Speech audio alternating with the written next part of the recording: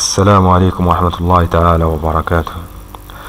بمناسبة عيد الأضحى المجيد نقدم لكم اليوم وصفة فريدة من نوعها، الكباب المغدور، وصفة مغربية لذيذة. نقدم لكم المقادير. نحتاج 250 جرام من الكباب على شكل مربعات، واحد بصلة، ملعقة كبيرة من القزبر ومقدونس مفروم، ملح، ملعقة كبيرة من الفلفل الأحمر، واحد ضامة البنات الغنمي، ملعقة كبيرة من الكمون، قليل من الفلفل الأسود، القليل من القرفة، زيت الزيتون، البيض. نمر الآن إلى طريقة التحضير. طريقة التحضير سهلة.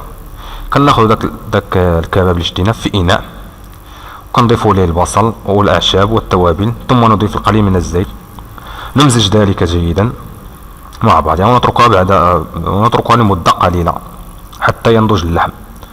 عندما ينضج اللحم نضعه في الطاجين مع المرق، ثم نضعه على النار، يعني كنديروه فوق المجمر، يعني فوق الفحم، يعني فوق المجمر، ثم نضيف إليه ضامة البنة الخروف إلى المرق.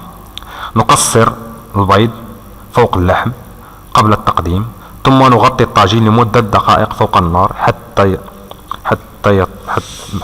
يطيب، ومن بعد نقدموه ساخن بالصحة والراحة، ومع الشبرات تاعتاي يكون مشحار.